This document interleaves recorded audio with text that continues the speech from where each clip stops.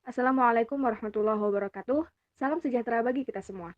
Sebelum masuk ke pembahasan tentang teori-teori pers, teman-teman harus tahu apa itu teori, apa itu pers, kemudian bagaimana peran dan fungsi pers, lalu ciri-ciri pers itu apa saja.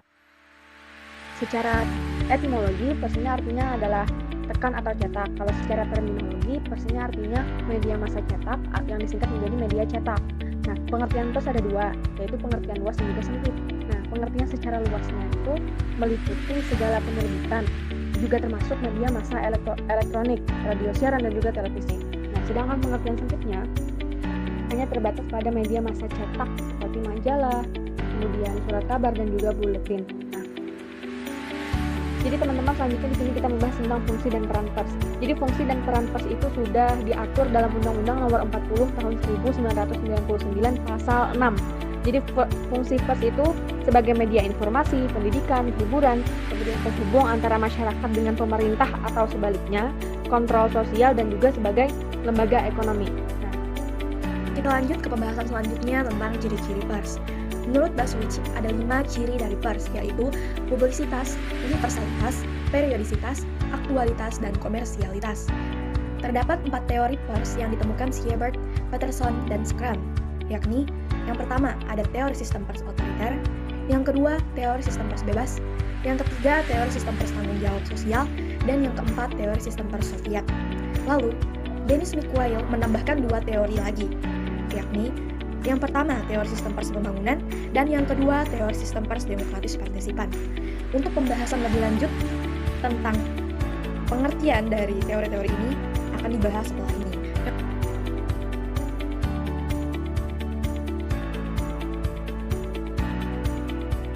Yang pertama ada teori sistem pers otoriter. Teori ini diterapkan oleh negara yang menggunakan sistem politik otoriter. Adapun sistem politik otoriter sendiri memiliki pengertian bentuk pemerintahan yang bercirikan penekanan kekuasaan hanya pada negara atau pribadi tertentu tanpa melihat derajat kebebasan individu. Lanjut ke teori sistem pers yang kedua, yakni teori sistem pers bebas. Teori ini diterapkan oleh negara yang menganut sistem demokrasi liberal.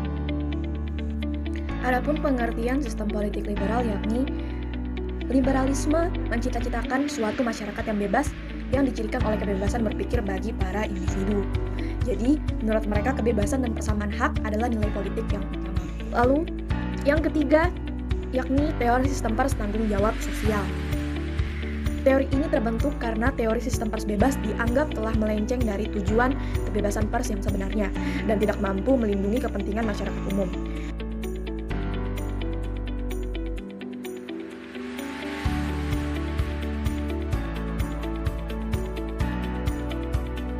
Selanjutnya, teori sistem pers Soviet.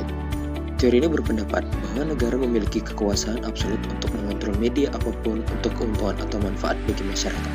Negara mengambil alih kepemilikan pers swasta dan media lainnya.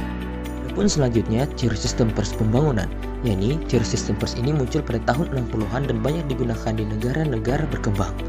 Teori sistem pers pembangunan ini juga disebut dengan otoritarisme dalam artian baik yang mendukung pembangunan ekonomi dan pembangunan bangsa atau national building. Yang terakhir, yakni teori sistem pers demokratis partisipan. Teori sistem pers ini banyak diterapkan di negara-negara berkembang yang menganut sistem liberal. Dan inti dari teori media demokratis partisipan adalah kebutuhan, kepentingan, dan aspirasi penerima dalam masyarakat politik. Hal ini terkait dengan hak atas informasi yang relevan, hak untuk menjawab kembali, hak untuk menggunakan sarana komunikasi untuk berinteraksi dalam kelompok masyarakat berskala kecil, serta kelompok kepentingan subbudaya. Oke, mungkin demikian sedikit pemaparan dari kami berkenaan teori-teori pers. Sekian dari kami, semoga bermanfaat. Tetap semangat!